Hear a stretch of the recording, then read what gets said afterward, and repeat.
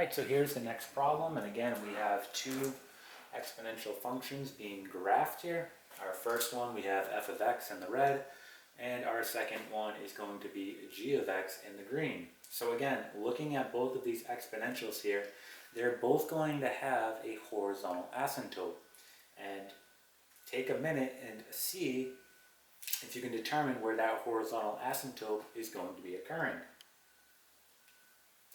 Alright, so if you said 0, you're correct, right? So it has a horizontal asymptote at y equals 0, right? At y equals 0, we have a horizontal asymptote. And to draw that line, it's going to be horizontal, right? So if I go to 0 and draw a horizontal dashed line, that's going to be serving as our asymptote. Alright, so let's just draw that in. Okay, and again, what that's telling me is, yes, as this function, right, we're looking at f of x, as that approaches negative infinity, it gets closer and closer to this horizontal asymptote, which is y equals 0, but it never reaches it. Okay, never reaches it. Same thing with g of x, as it approaches negative infinity, it gets closer and closer and closer, okay, but it never actually reaches it or touches it, okay? Alright, so looking at f of x, this would be considered our parent function. So let's go ahead and just write that out again, our parent function. So parent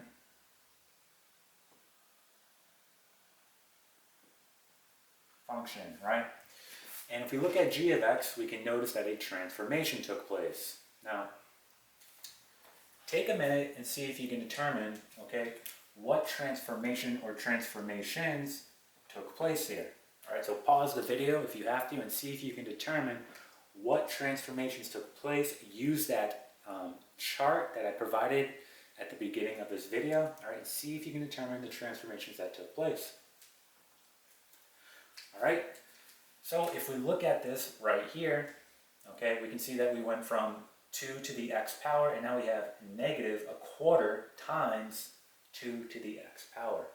So there were two transformations that took place here, okay? So the first transformation, or depending how you look at it, right, would be that this was reflected, okay, across the x-axis, right? It was reflected across the x.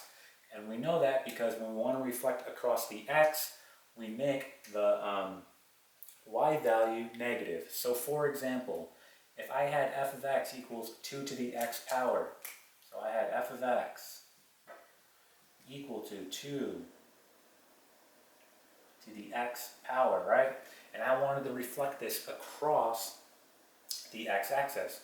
Well, I make my y value here negative. So now I have negative f of x equals 2 to the x power, okay? Can't leave it like this, so I have to divide both sides by negative 1. So my result would be f of x equals negative 2 to the x power. Okay, there's the first transformation, right? There's my negative. Now we have to deal with this quarter here. Where did that come from? Well, again, look back at that chart. This is going to be a vertical compression. Okay, a vertical compression. All right, it's going to be a vertical compression of a quarter.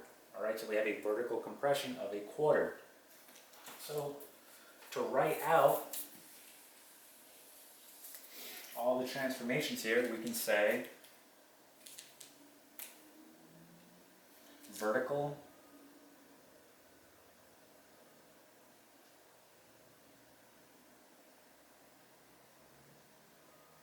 compression by a factor of 1 over 4, or a quarter, right? And we can also say a reflection